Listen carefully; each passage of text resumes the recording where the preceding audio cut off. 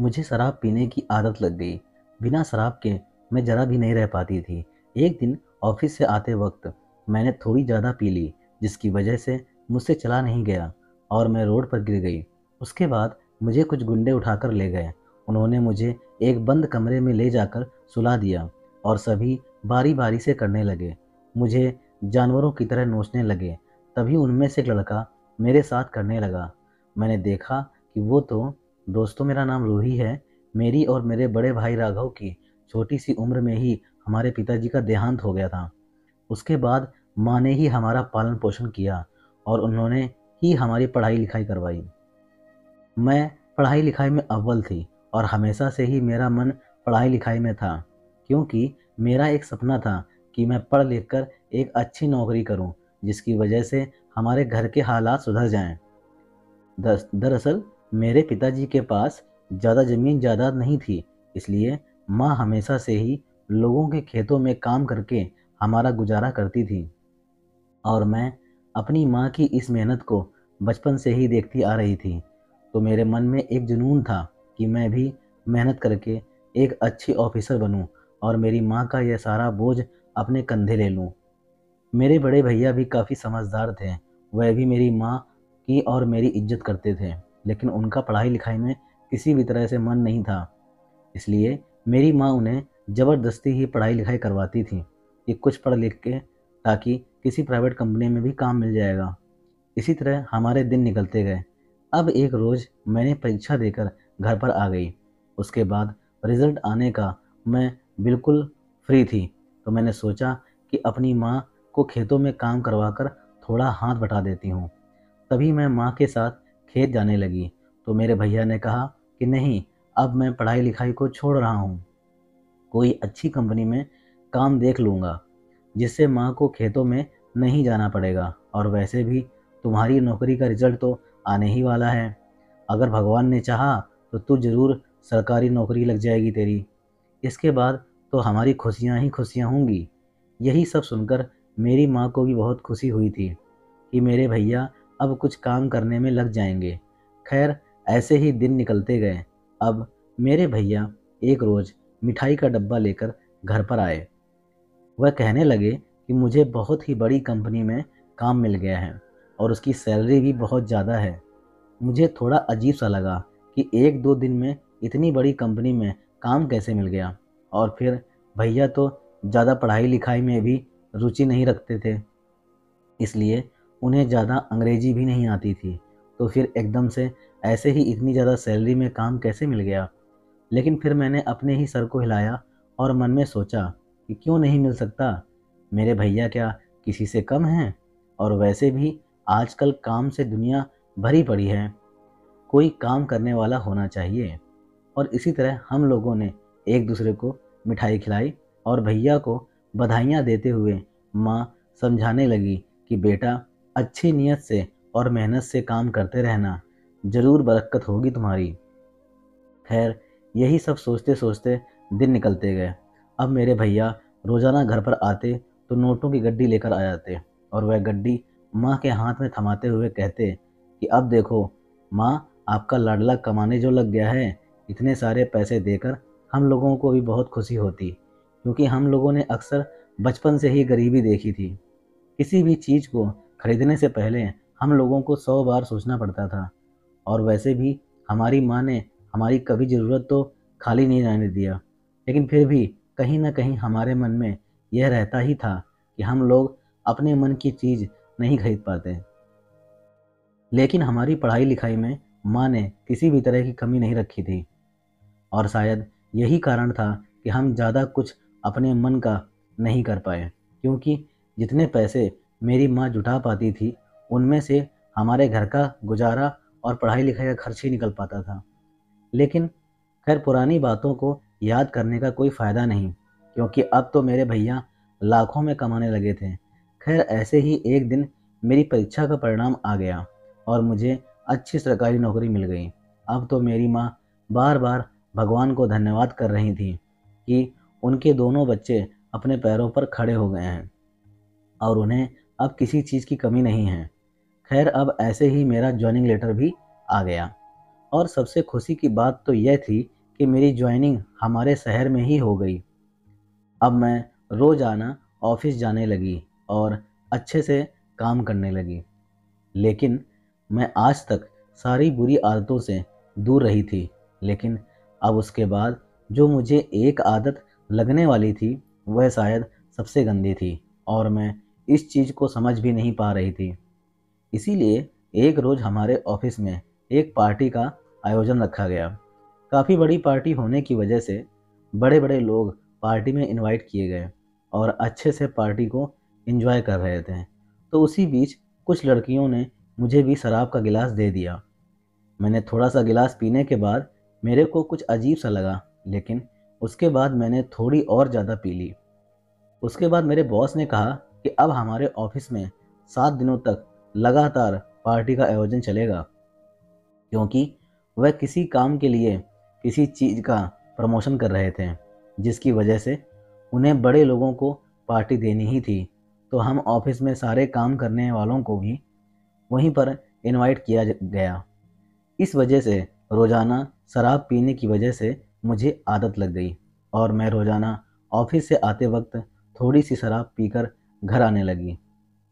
भैया भी काम से लेट ही आते थे, उन्हें तो रात के 12 से 1 भी बज जाते थे, लेकिन मैं थोड़ा जल्दी आ जाती, इसलिए खाना खाकर सो जाती। और माँ भी मेरी इन सब हरकतों पर बिल्कुल भी ध्यान नहीं देती थी, क्योंकि उन्हें बस मुझ पर विश्वास था कि मैं कभी भी कोई ऐसा काम नहीं करूँगी जिसकी वजह से उन्हें शर्मिंदगी महसूस हो। लेकिन मुझे कहाँ पता था कि शराब की लत गलत है। मुझे किसी भी चीज़ की समझ न थी। मैं तो बस रोज़ ऑफिस से आने के बाद थोड़ी सी शराब पीकर खाना खाकर सो जाती थी। शायद आदत अब मुझे पूरी तरह से लग चुकी थी और इसके बाद मैं बिना शराब के रह भी नहीं पाती थी। मुझे अच्छी तरह से पता था कि शराब पीना सेहत के लिए सही नहीं है। दोस्तों, अगर मेरे चैनल पर नए हो तो प्लीज़ अभी के अभी चैनल को सब्सक्राइब पक्का कर दीजिएगा। लेकिन फिर भी मैं इन सब चीज़ों को समझ नहीं पाती थी और अब की जनरेशन के अनुसार जीने लगी। तभी एक रोज़ हमारे दूर के रिश्तेदार हमारे घर पर आए और मेरे भैया की रिश्ते की बात करने लगे। वह कहने लगे कि हमारी नज़र में एक सुंदर और संस्कारी लड़की है। अगर आप लोग कहते हो तो हम लोग राघव का रिश्ता उसके साथ करवा देते हैं। तभी मेरी माँ कहने लगी कि मैं अपने दोनों बच्चों की एक साथ ही शादी करूँगी और रूही अभी नौकरी लगी है, इसलिए शादी नहीं करना चाहती। हम लोग राघव का कुछ समय तक रिश्ता नहीं करेंगे, जब ये दोनों तैयार हो जाएंगे उसके बाद ही करेंगे। लेकिन तभी मैंने माँ से कहा कि माँ, मेरी तो छोड़ो, मैं तो जब कभी अपने आप कर ही लूँगी और वैसे भी मेरी उम्र और भैया की उम्र में कितना फ़र्क है। भैया मुझसे 5 साल बड़े हैं, अगर उनकी शादी करना चाहते हो तो आप कर सकते हो। इतने में राघव भैया भी आ गए।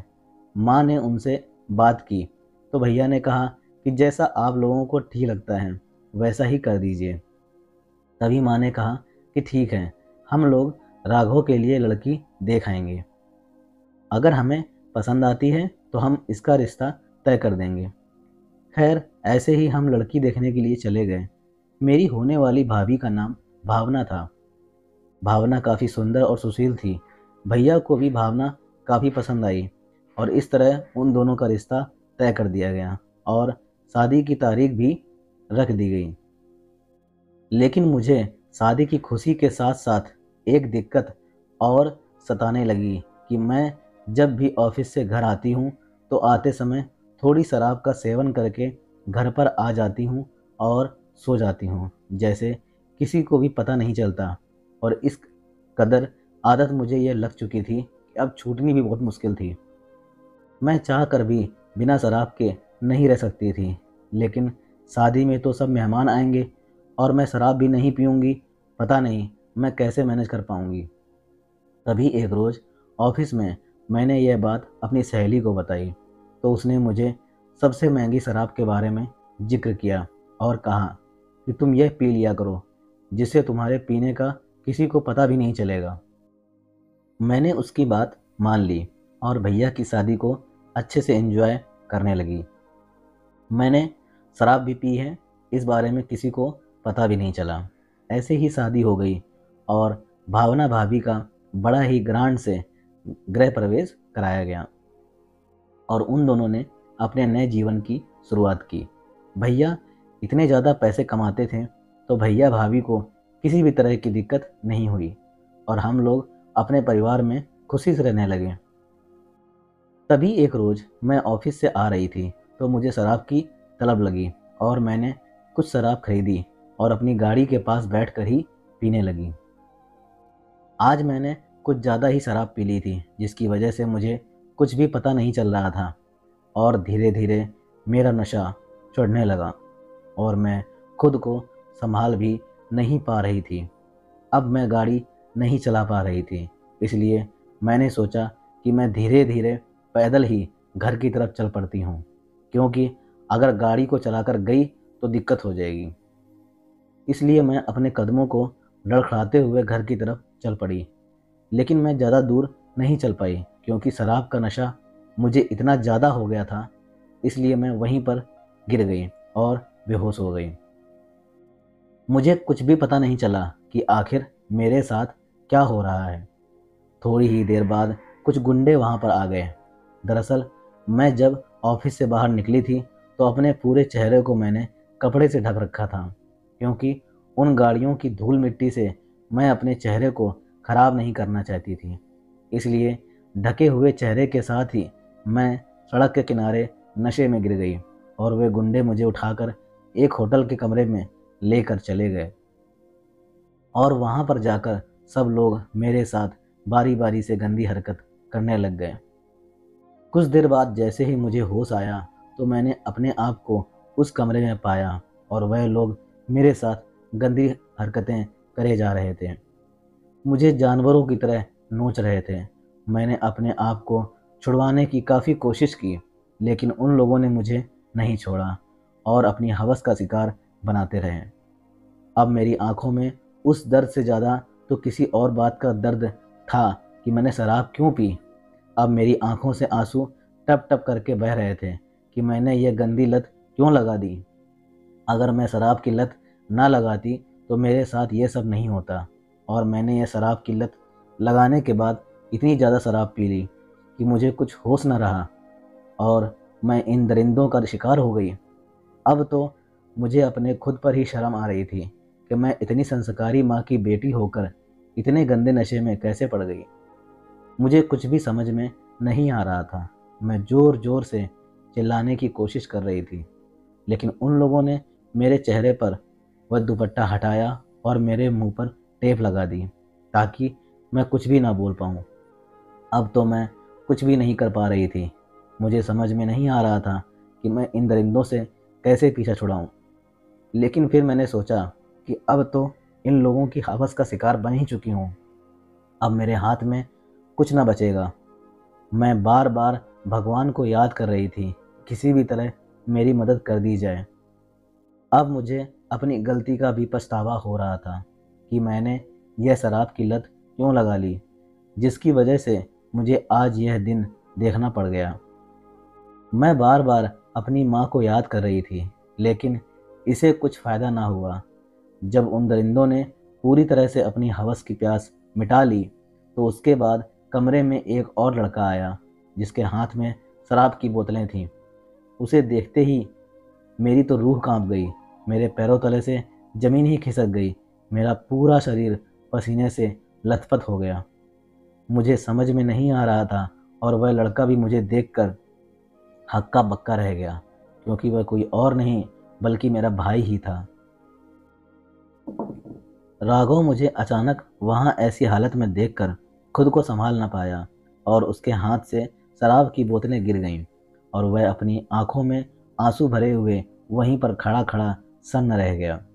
तभी मैं अपने बिस्तर से उठी और अपने कपड़े पहनते हुए ज़ोर ज़ोर से चिल्लाने लगी। इतने में पूरे होटल के लोग वहाँ इकट्ठे हो गए और सब लोगों ने जब यह हालत देखी तो पुलिस को बुला लिया और वहीं पर मेरी माँ और भाभी भी आ गईं। सब लोगों को समझ में नहीं आ रहा था कि इन दरिंदों के साथ में होटल में क्या कर रही हूँ और भैया भी इस कदर यहीं हैं। माँ बार बार हम दोनों से सवाल पूछी जा रही थी, लेकिन ना मैं जवाब दे पा रही थी और ना ही भैया। तभी पुलिस उन गुंडों से बारी बारी पूछने लगी, लेकिन वह गुंडे कुछ बोलते उससे पहले भैया ने अपने हाथ जोड़ लिए और कहने लगे कि दरअसल मुझे कोई भी बड़ी कंपनी में काम नहीं मिला था। मेरे एक दोस्त ने मुझसे कहा कि हम लोग लड़कियों के साथ गंदी हरकतें करेंगे और उनकी इज्जत को लूटेंगे। उसके बाद उनकी वीडियो बनाकर उन्हें दिखाएंगे और वह वीडियो वायरल होने का डर दिखाकर लड़कियों को धमकी देकर उनसे पैसे लूटेंगे। इस कदर हम लोग यह काम रोज़ाना करते थे। हर एक लड़की को रोज़ अपनी हवस का शिकार बनाते और उसे वह वीडियो दिखाकर उससे पैसे लूटते और वह पैसे आपस में बांट लेते।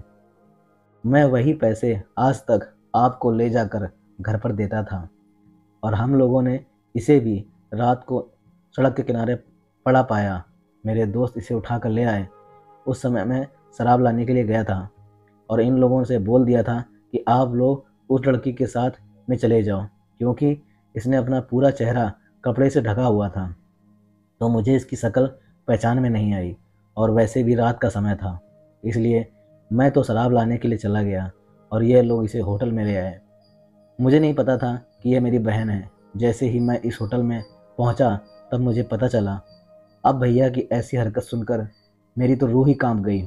मैंने भैया को एक थप्पड़ लगा दिया और मन में अफसोस करते हुए बोली कि तुमने आज तक ना जाने कितनी लड़कियों की इज्जत लूटी है, कितनी लड़कियों की इज्जत के साथ खिलवाड़ किया है। तुम्हें तो माफ़ी मिलनी ही नहीं चाहिए। पुलिस उन लोगों को पकड़ कर ले गई। अब मेरी भाभी ने भी मेरे भैया को डाइवोर्स दे दिया और अपने पीहर चली गई। अब मेरे मन में अपनी शराब की लत के दुख के साथ साथ यह भी खुशी थी कि मैंने न जाने कितनी लड़कियों की जान बचा दी, और अगर मैं इस हाल में नहीं आती और शराब के नशे में सड़क के किनारे न गिरती तो भैया ना जाने कितनी लड़कियों के साथ और इज्जत का खिलवाड़ करते और उनकी ये सच्चाई आज तक हम लोगों के सामने ना आती। खैर, यही सब सोचकर मैंने अफसोस भरी सांस ली। दोस्तों, अगर कहानी पसंद आई हो तो चैनल को लाइक, सब्सक्राइब और शेयर करना बिल्कुल ना भूलें। साथ ही साथ आपके दाहिनी तरफ एक बेल आइकन है, उसको प्रेस कर देंगे तो सारी नोटिफिकेशन आपको सबसे पहले मिलेंगे। दोस्तों, इस तरह की कहानी सुनने के लिए जुड़े रहिए हमारे साथ। मिलते हैं अगली कहानी में। तब तक के लिए दोस्तों, जय हिंद, जय भारत। खुश रहिए दोस्तों, आबाद रहिए।